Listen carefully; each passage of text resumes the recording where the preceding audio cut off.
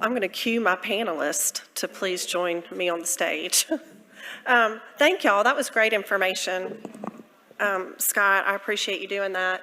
So we can actually pull that data, and I'm going to look at my colleague, Mackenzie Bennett, who's joined our team at the Valdosta Lowndes County Development Authority as a workforce research manager.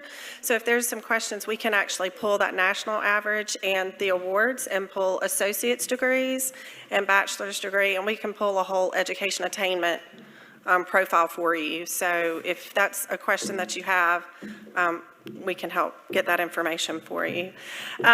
So part of this, the name of this conference is Workforce Solutions. So we've identified that we have some problems, but we want to talk to you about solutions that exist here in our community. I feel like sometimes we have enough problems to solve, so let's try to identify some solutions.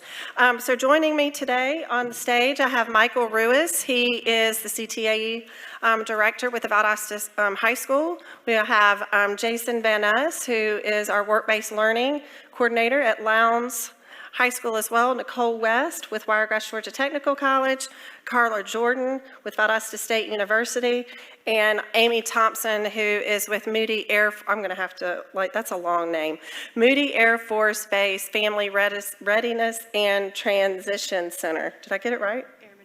Airmen and Family Readiness Transition. So thank you for that. So we're just going to dive in. And again, this is interactive. If you've got some questions, please join us. We're going to start with Jason. So Jason, a lot of times when we talk with a lot of our existing industries, there's a bit of a perception issue that you cannot hire anyone 16 years of age due to insurance reasons and things like that. You've been successful with this at Lowndes High School. Talk to us a little bit about, or you know what, I need to back up. I need y'all to introduce yourselves and tell us what you do for your organization. Yes, ma'am. Good morning. My name is Michael Ruiz. I am one of the 6 assistant principals at Valdosta High School.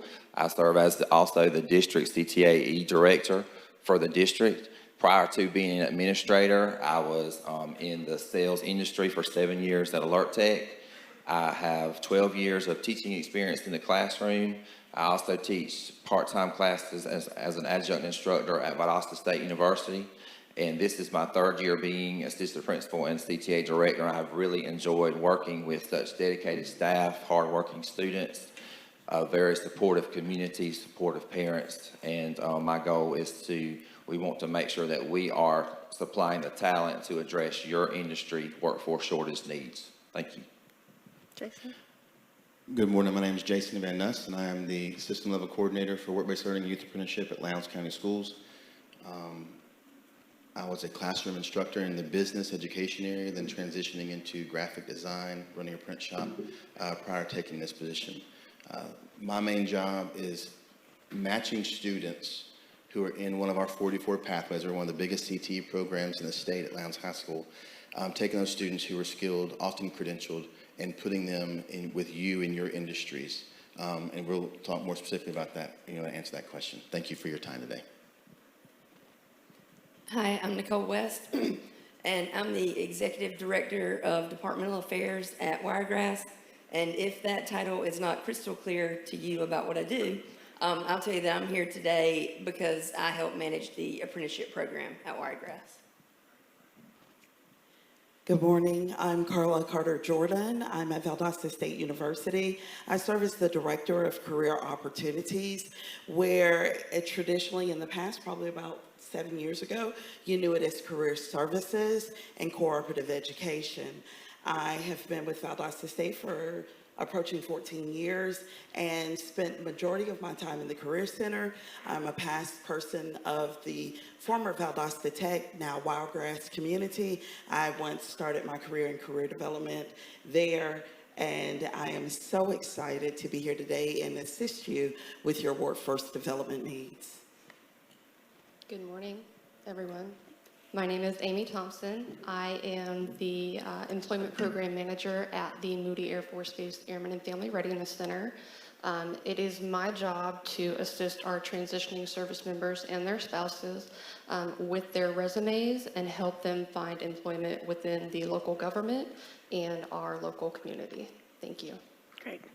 And I'm Andrea Schreier, the Executive Director at the Valdosta Lowndes County Development Authority. So thank you all. So Jason, going back to that question I asked you, tell us some of the success stories you've had with placing high school students in some of our industries. Sure. I'll start off by saying this. I take a lot of meetings with people who say, hey, can you help me with my workforce needs? And then 5 minutes in the meeting, they say, oh, well, we can only hire kids who are 18. And so I'm going to be a little more aggressive here since you guys have chosen to be here. And I'm going to say that's extremely short-sighted because it is absolutely not a legal issue. As a matter of fact, in Georgia, if you hire a student through work-based learning, there's actually incentives through a discount on your umbrella workers' compensation policy. If you hire students in Georgia off the street who are not part of a work-based learning youth apprenticeship program, there are 17 hazardous occupations they are forbidden to partake in. If you hire a student through work-based learning, they have exemptions from over half of those.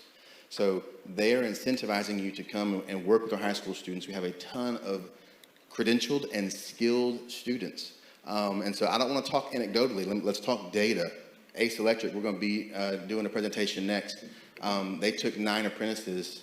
6 of those were seniors, 3 of those, or at the time juniors, 3 of those were sophomores. Those juniors graduated last year. 4 of those students are still employed with them, or 3 of them are employed full-time. 1 was headhunted to go up to Atlanta for the gas electric company, but that's something we're still excited about because they're in the industry.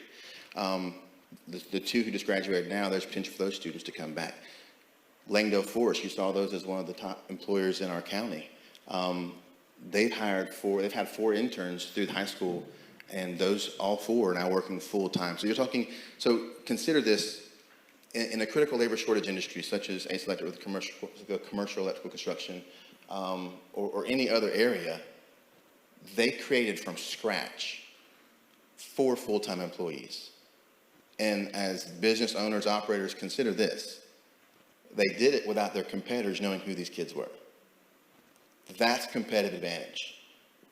They're doing the same thing. They're doing it at a lower wage for the employer. The students are getting a higher wage than their friends who are flipping burgers.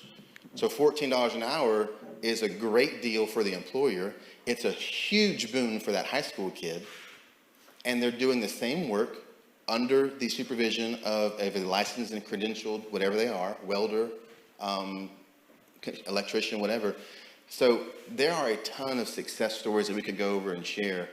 But I guess my main thing I would challenge you with today is consider the fact, are you operating under perceived best practices?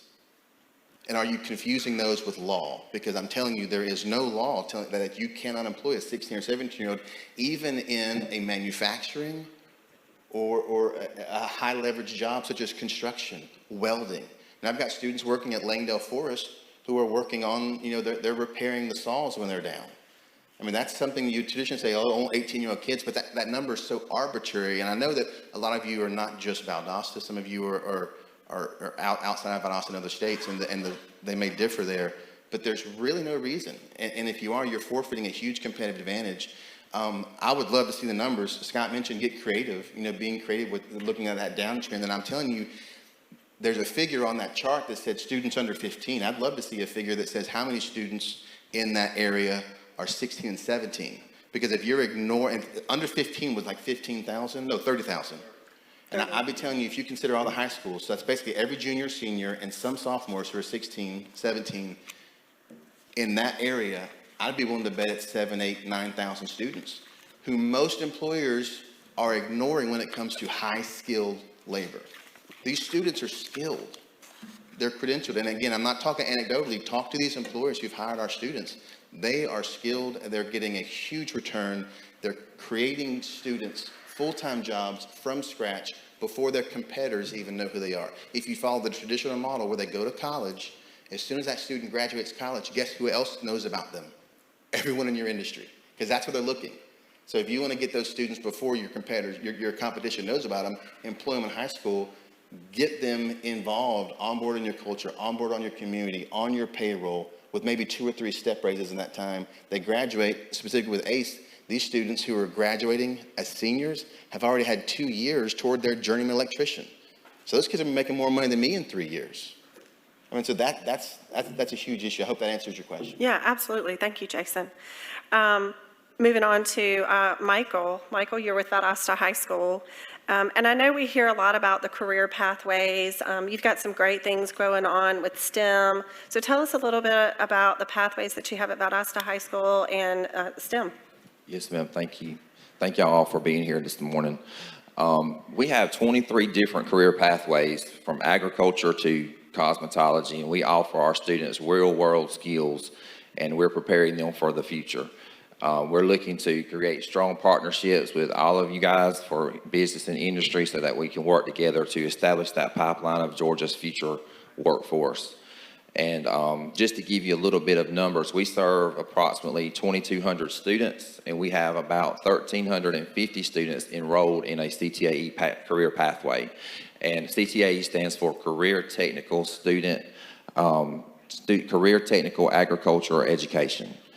And we are at an all-time high graduation rate. Our for Valdosta High School for last year, we have in CTAE a 98.29% graduation rate, which is 1.1% higher than the state average.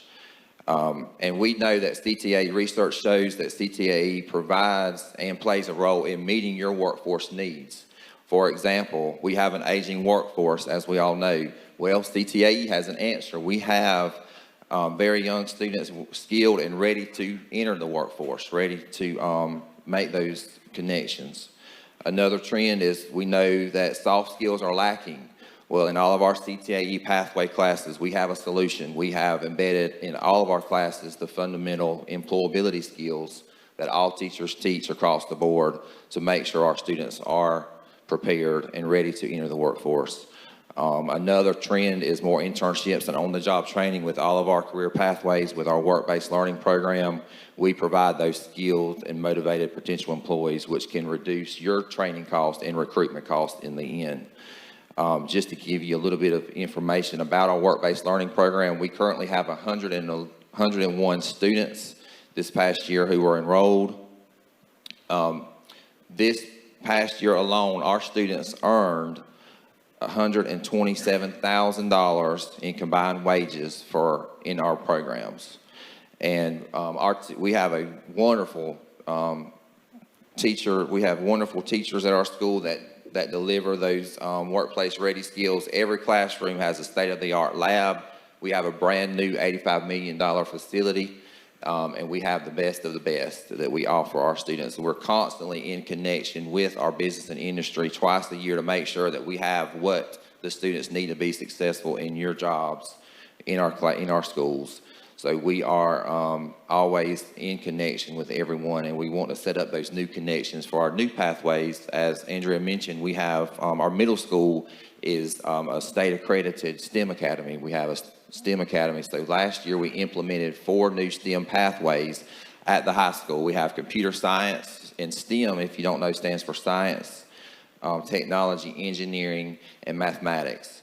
And we have computer science pathway. We have an advanced graphic arts pathway, a forensic science pathway, and a plant science and biotechnology. We also started our ag program last year, and we have a new greenhouse. And so I encourage all of you to please stop by when we have our spring plant sale. But all of our pathways are tied to a career technical student organization, which is a club that the students go and compete in and be able to use their skills to compete with other schools nationwide. And so we also are planning a job fair in September, so I would love to see some of you there. And so we want to have as many businesses present as possible. One of the things that we had this past year was we always have a career college signing day where the students sign and go to different colleges. And we know some of our students are not going to be going to college. So we wanted to, my vision is to next year and the years to come is to have a job signing day to where those students that have been in your businesses and have been in their work-based learning, if you decide that you want to hire them on either part-time or full-time after they graduate, we would love to have like a job signing day to invite you to this campus and recognize those students that have made those decisions and celebrate their hard work. And so, Great. thank you. Thank you. Well, we are very fortunate in our community to have several higher educational institutes, but we have two of those institutions represented today. One of those is Wiregrass Georgia Technical College, and Nicole, you have the pleasure of working on apprenticeships. So why don't you tell us a little bit about that program and walk us through some of that? I know a lot of people talk about they wish apprenticeships would come back, and apprenticeships, they are seeing a renaissance, just like Jason was saying, even with high school students, but they don't look like Game of Thrones anymore. You're not hammering out your own horseshoes. Now they are a modern apprenticeship. Obviously, it does still consist of on-the-job training, but the cool thing now is that they're blended with higher education. So not only are you getting training at the job, Wiregrass is also training them. And one reason it would benefit a company to use Wiregrass is that we're already established as a U.S. Department of Labor sponsor. So we've already done all that work. We also have the support of the Technical College System of Georgia's state apprenticeship office. We actually don't talk directly to Department of Labor. Our state office communicates with them. And all of the burden of the paperwork falls on the sponsor. So the employer really only has to sign the paperwork I bring out. Once we meet with the employer, say you have a fabrication company and you need welders. Well, we have welding students who want to work. What we will do is meet with you and your company, see exactly what it is that you need. We can customize our education training to help meet your needs. And then we'll set up they call it a work process through the Department of Labor, but it's very customizable. Apprenticeships can be anywhere from 1 year to 4 years in length. And once a student apprentice completes the program, then they're awarded a national certificate. Like Michael was saying, we actually do signing days for apprenticeships. So when they decide to do it, COVID really put a halt to everything, but definitely us having our apprenticeship signing days. But we love to recognize them. It's great publicity for the company. And then once they have completed the apprenticeship, we also make a big deal about presenting them with that national certificate. Again, we haven't really been able to do that. I still have several on my desk that we're excited to be able to present. And, you know, some examples of success stories. And I do want to brag on Wiregrass, and I wish I could take the credit, but I've only been involved with the program not even a year. So the people before me really get the credit. I just happen to fall in right in time where all these people have been in long enough to complete. But Wiregrass does. We have the most total lifetime apprentices within the technical college system of all 22 colleges, and we have the most apprentices who've completed. So we really do have something good going here in the community, and we want to add more because we see that it works. We have at Coyote, for instance, they started out with 2 welding apprentices. They both completed. One of them was not as driven, and he had other things going on. He was working part-time, so it took him a little longer. And then they had another one who's full-time.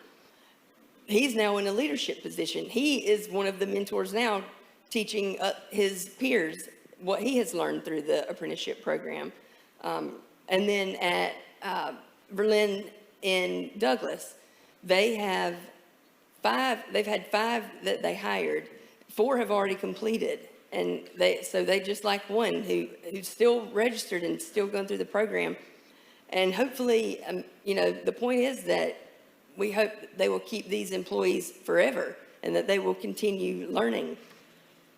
But another cool thing about the apprenticeship program is that it doesn't have to begin with us providing you with an apprentice. You could have a current employee who maybe you hired for one position, but who shows the drive for advancement and who is promising. you can send them to us and we can help you upskill them for a new position. And we have apprentices, we have both types. So every apprenticeship is as different as the employer and the student apprentice. So we want to continue to build the program. We love the program. We see how great it is. And I appreciate being able to talk about it. That's great information. Thank you, Nicole. I know that's something when we talk to industries that intrigues them a lot. So, another asset that we have is Valdosta State University here in our community. And you're a great source for, talent as well. Talk to us a little bit about how companies can retain that talent here in Valdosta, Lowndes County, and maybe about what's being generated here that they could access.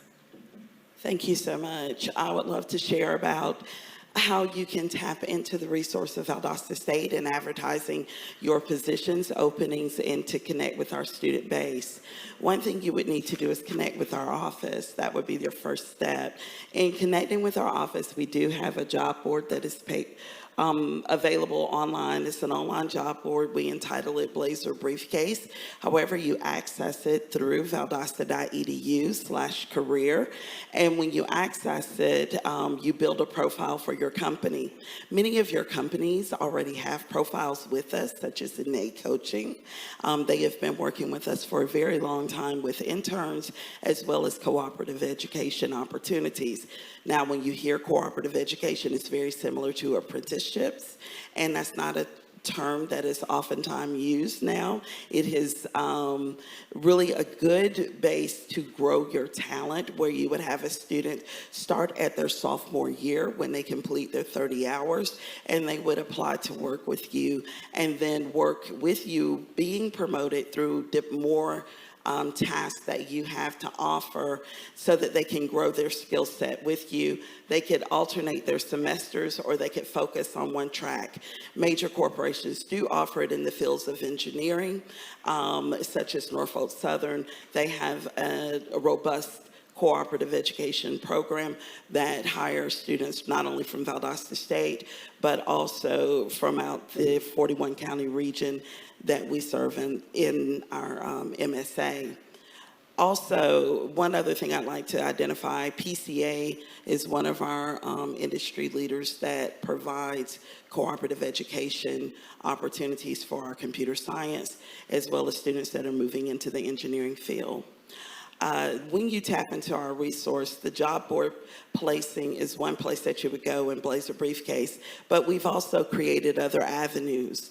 One of the major avenues that has been COVID-induced is virtual career sessions that we offer employers to come and connect with our students virtually and showcase your industry. We will advertise that across the campus. Students then will sign into a platform similar to Skype. We use Microsoft Teams, and the students will sign in and ask you questions regarding your industry and opportunities that you have available. We also allow you to come on campus and physically recruit at our career fairs and career days for interns as well as co-op students, as well as your part-time and full-time employment position needs. The one thing that I would remind you, I am so connected. This is my personal part of being connected to the Valdosta community. This is my heartbeat. I also am an alum 2 times and looking forward to the 3rd time of being a VSU alum. That I would tell you that finding students that are connected to our 41 county area and retaining them here is connecting to their heartbeat and telling them that this is the place that their parents brought them. This is their trust fall. You know, when you have your trust fall, your parents bring you here your freshman year, they leave you in one of those wonderful housing facilities, and then you grow and develop and you possibly get an apartment here your junior year and you need a job and you connect to our employers. I would encourage you, when they connect to you, let them know that you're their safety net for the first career move, and they will select you. One thing I also want to add about internships, be aware of the timeline for recruiting. It is crucial to know that college students do not operate on the K through 12 calendar. The collegiate system graduates the first weekend of May. If you're graduating the first weekend of May, you are looking for internships, co-ops, and all other opportunities around January for summer internships. So if you would look at your 6-month calendar, look 6 months backwards to the date that you would like for a student to start working for you and begin to count back, that would be the time that you would connect to our office and begin your advertisement.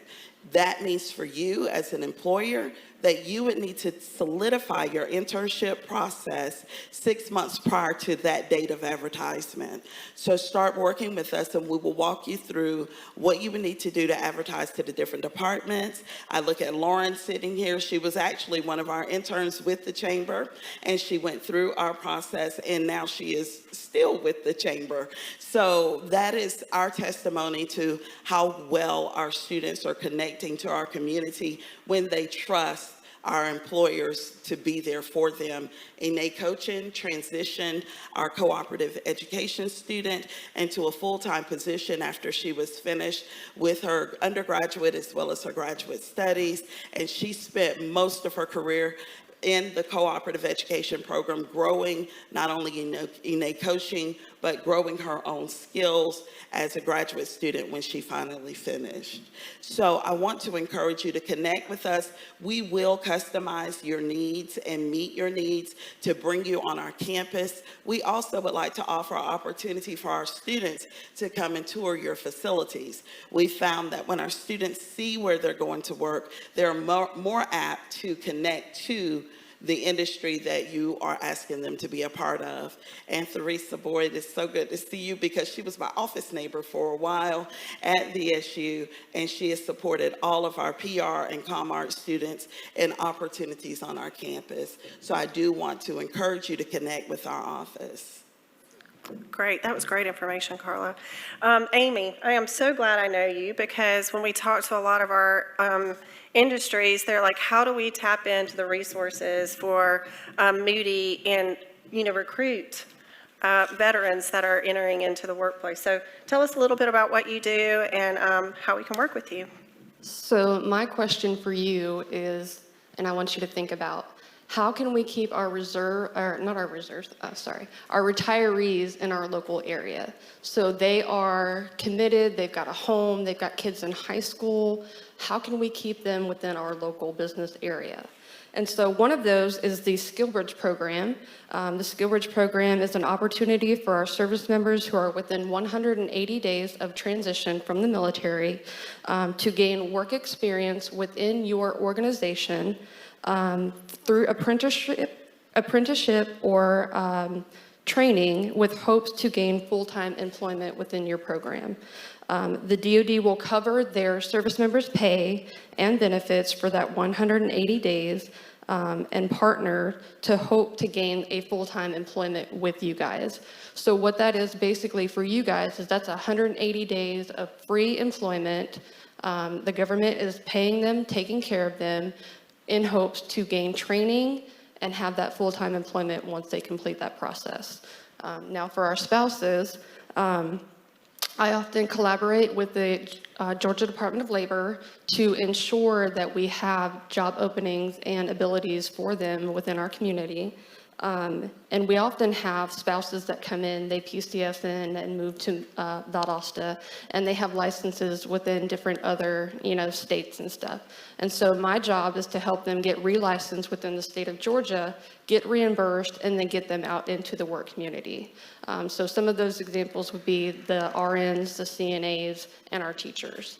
And so how can we have them, help you to help us?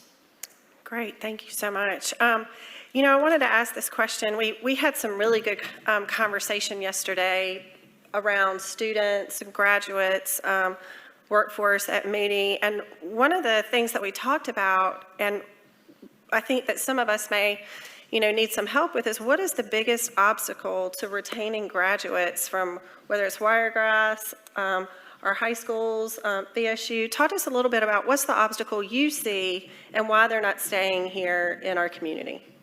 For Lowndes High School, I think we have one of the biggest issues is some of the finite resources at our post-secondary schools. We talk about that. We call it the brain drain. And so I'll think specifically to our drafting and architecture. There's not a post-secondary option around here for that. And so we have one of the best programs in the state. You know, we compete at the state level, win state championships every year in drafting architecture. And when these talented kids, and think about this, our return on investment, these are kids who our tax dollars have educated. You know, fuel to get them to school on the buses, meals, teacher salaries, resources, all this technology that we put in our schools, we invest in this kid, we build this kid up, and then this kid has to leave and go to Metro Atlanta to get a degree as an architect. So that's one issue, and that's where apprenticeships, whichever institution you're going with, apprenticeships are going to serve you because, and I'll use Studio 8 as an example. We have a student who was early admittance, first round into Georgia Tech, one of the best drafting students in the state. And he has been apprenticing with Studio 8 locally for 2 years. He already has a full-time offer, hadn't even gone to the first day of college yet because he's earned that. He's been there. And they said, look, this is it. He has what we all call it. And we want to make sure he comes back. And so I'm excited about the apprenticeship opportunities here for that reason. And what keeps them from coming back is the opportunities now for the first time ever, and I'm so excited about this, we've flipped the script. That kid's going to Atlanta with ties to locally. And now these Atlanta schools, these Atlanta firms, they're going to have to out-recruit us versus us sending a kid who's from here to Atlanta, to Georgia Southern, to whatever, to wherever, and then us hoping we can recruit them back down to where they're from. When you apprentice with a student, you get them on board in your culture, you invest in them, there's loyalty there. And when that student now goes off to college, this student in Studio 8, their own words said, this is a student we would not have had a shot at. But because he's apprenticed with us, he's gone through, now we're sending him off to Georgia Tech as a Studio 8 employee. So for me, that's one of the biggest issues in keeping those students local is making sure they know we have the opportunities here. Even if the post-secondary options aren't here, send them off to the post-secondary training as an employee of your company, and you don't have to out-recruit anybody else. They have to recruit them away from you, which is a huge shift for us locally. Yep, Carla. I wanted to add to that because that's an excellent point. And I would say that PCA has done an excellent job in connecting with students in our undergraduate programs when they're working through their physics or computer science and or their engineering degree offering. PCA would offer a position as a cooperative education student, and they're connected, and then they would transition to Georgia Tech and other universities. That is exactly what is happening with some of our major companies here. And I would like to encourage you to think in that manner because those students do come back and work during their work rotations at Georgia Tech. There's built-in centers as far as for co-op at Tech in each area, and then they're connected to that industry here locally in the Valdosta MSA, and they will return to work because it's built into their curriculum, even though there's not a full offering at a local university that they may have to go somewhere else. Not saying that we're not going to work on a full offering, but saying that we would be able to retain that student. I will say for Valdosta State, this fall, we will have our engineering for manufacturing as far as industrial engineering type program launching, and we've got our first cohort of students that will be coming in, and that will be a full 4-year offering. And for companies such as PCA and local industries that are interested in connecting to students that want to stay in the 41 county area, they will be able to connect to your company and begin the internship process as well as special projects. If you need any opportunity where a student will come in and work with you for 2 to 3 weeks, we can connect you with the office and with the faculty to support that student and connect them into your company. It's great information. You know, and I'm going to ask one last question of the panelists, and audience, you'd be thinking of some questions you want to ask, because we're going to flip it back over to you. But after a lot of these conversations, you know, looking at the information that Scott presented to us earlier, does the medium wage play into apprenticeships, internships, placements of our grads, and with our retirees in the military? So I'll throw that back out to the panel for you to answer. I know my experience in the last year has been that, yes, very much so, it does. I know we've had some local businesses hire some of our apprentices, and they end up calling and telling us, well, that they won't show up for work. We offered them, we're paying them $12 an hour, but they were making $15 an hour at Lowe's Distribution, so they won't show up. And we know why they won't show up, because they're working at Lowe's today. And that, I've got an example with a local company here in 2019, when they first came on board to host apprentices. Their initial, like, entry wage was, I believe it was $11 an hour. They just hired 3 more apprentices, and now they know their entry wage for these 3 is $13.50. So they're having to pay them more, because we have students who are working in fast food right now who are making $12 an hour easily. And I mean, we're all seeing the need help signs, need employees. And I think that's a big issue right now, is if they can get more money somewhere else, you can't blame them. They're going to go somewhere else. That's right. We have to realize these are also students. So some of the students are short-sighted. They don't have the perspective that we have and say, hey, look, I can go work for a company as an apprentice. I can make $11 an hour. And yeah, I'm making $1 an hour less than I would if I was going working here. But there's a difference between a job and a career. That's right. And so we have to make sure we do a good job of educating, and that's what all of us are about doing, is educating these students. But that also falls on the employer too. We have to realize that, make sure you communicate the value and the asset that an apprenticeship brings, because there is the assumption that they're going to stay on with that company, and then that's when you start making and seeing that bigger return on investment. That's right. I would like to add that the mentorship for you as an employer, when you have the student that has the it factor for your industry, never be afraid to mentor that student or that new hire. When you mentor them, you're telling them that you see the value of who they are. This generation and the current group of recent grads value knowing that they're valued. They enjoy working, but they enjoy flexibility. So understanding that flexibility does not necessarily mean they will not do the work. So I'll use my office as an example. I have young, innovative, creative minds working for me. They can complete tasks in less than 30 minutes, and it will look wonderful. But what do they do with the other 30 minutes? And I created value for what they do by allowing them to have a synergistic work environment where they take the 4 o'clock hour to wind down and prepare for the next day.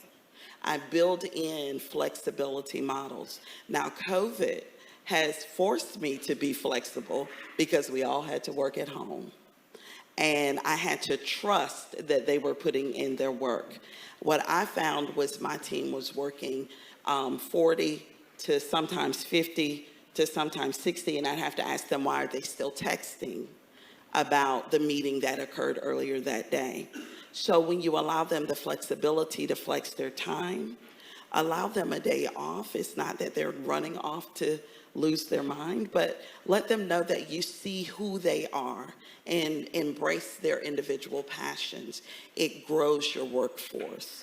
And like I say, I have very young, very talented, very innovative team, but I do have to build in their value and understand what they value in order to retain them here. And not all of my team is from Valdosta, but they met Valdosta State when they were an undergraduate student and they wanted to come back. And that was their driving force, because they wanted to impact the students that were at Valdosta State that looked like them. I think that goes back to that comment of they've got a connection here. A lot of times what you said yesterday is they've gone to school 4 years. A lot of times they stay on to additional years, so they're attached to our community. They've already got a network here, friends, so they're a great resource. We just got to really connect and grab hold to them. At this time, I'm going to open it up to the audience for any potential questions. We've got one, Vanessa.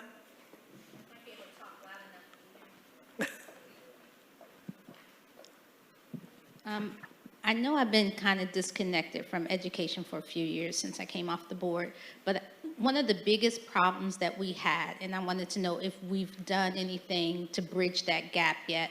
You used to talk about, Andrea, that we were recruiting for jobs that we didn't know existed yet. And how are we doing on the secondary level with education, both with Lowndes and Valdosta, on making sure that we're able to bridge that gap? Because I know that at one point, a few years back, we were like, we're moving in the dark. We don't have the kids trained. We don't have the program set up for the people that you're recruiting to bring into our community for those good paying jobs or those careers. So are we really moving the needle forward with bridging that gap? What's our status with that?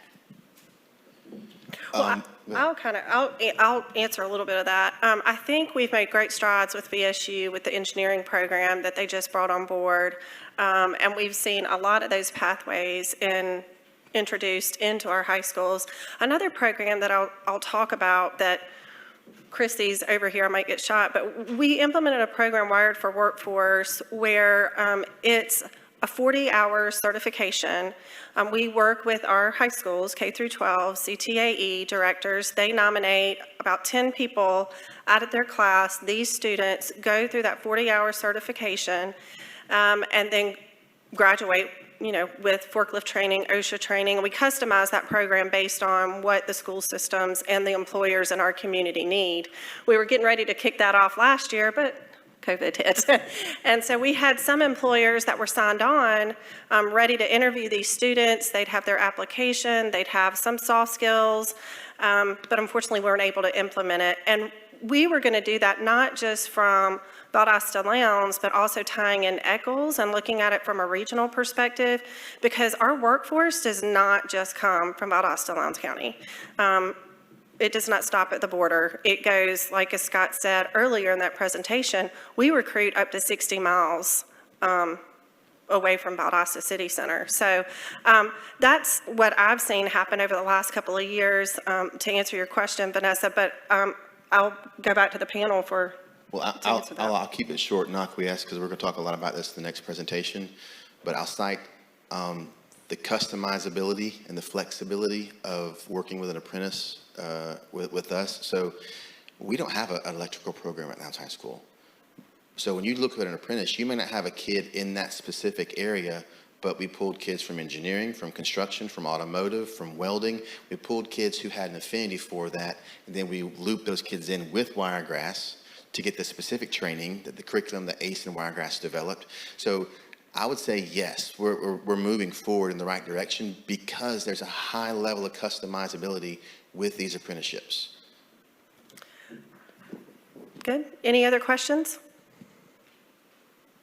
Well, they did. Oh, we got one right here.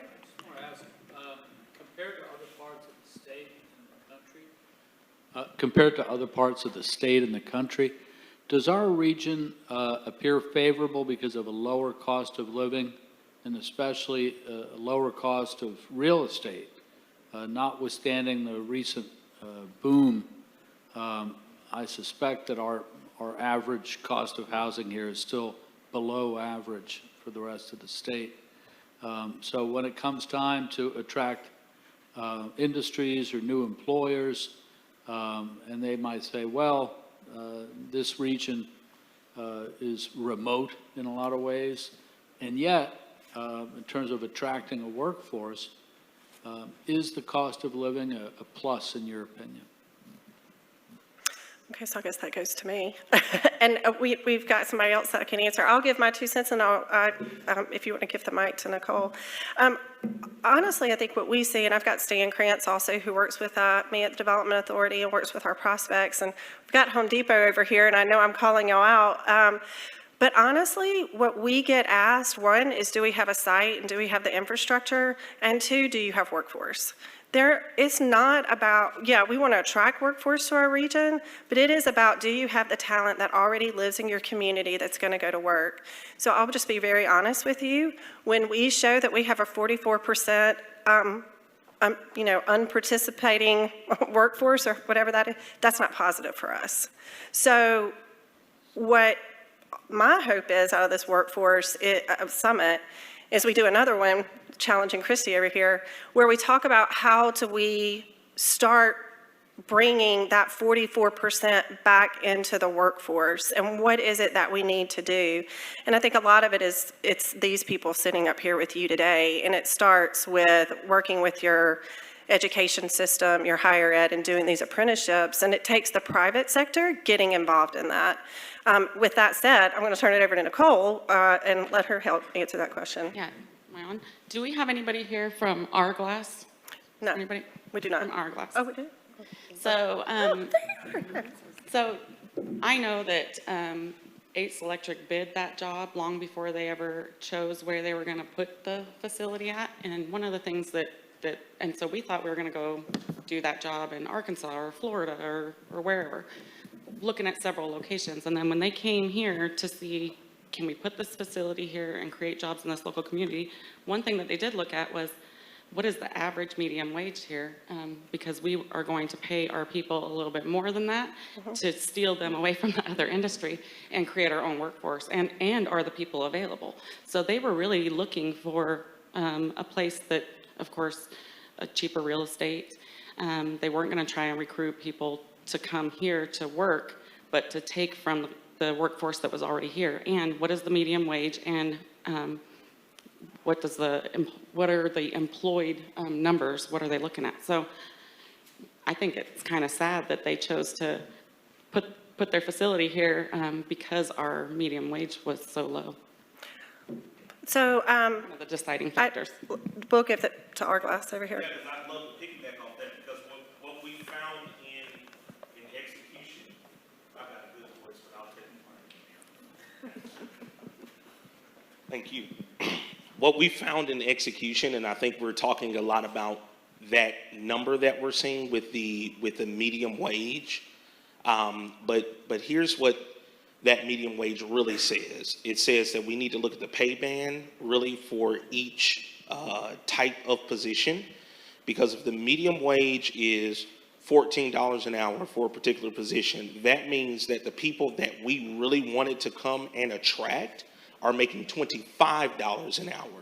And so if we're paying $25 an hour because the medium wage is $14 an hour, we actually can only attract the people who are entry level, or the people who are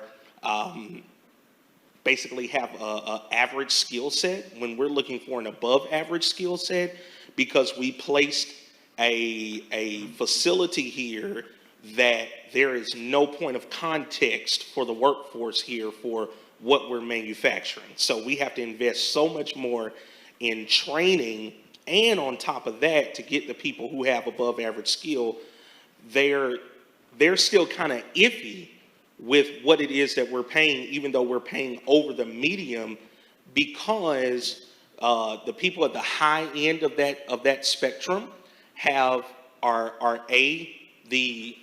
and I hate to say it like this, because we've talked about how positive it is that we have a younger workforce, but the people who have above average skills and the more experience are an older workforce, may or may not can keep up with the automated technology that we have. I'm literally strictly speaking from an Hourglass perspective. And so that's some of the challenges that we've even faced, paying a higher wage, yes, but who are we attracting even with that higher wage? Because when COVID hit, less people with that exceptional skill set were willing to move from that employer that they had been with for 10, 15 years. And to be quite honest with them, I couldn't blame them, okay? So those are the people, we're still having a hard time attracting that set of people because of the COVID issues, and also the fact that we're putting a lot of emphasis on what that median wage is, but that means that there is a number of people, probably at least 20 to 30%, who are making way under it, and at least 20 to 30% that are making way over it, which means that the competitiveness at the higher end of that scale is still quite rigorous. And because we're in South Georgia, people are not as embracing of things that are too new until they know that it's really going to stand. And I don't blame them for that either. But those are the realistic challenges in actually executing in real time versus looking at the numbers. I see Dave nodding his head over there in agreement with you, so thank you for that. Well, we are over our time limit, and I'm sure many of you are ready to stand up and stretch your legs, so we are going to go to break, and I would like to thank our sponsor, Valdosta Pepsi, for sponsoring our break, and also for the Rainwater Center hosting us. So thank you, Jade, for doing this. So we'll break and be back in 15 minutes. Thank you.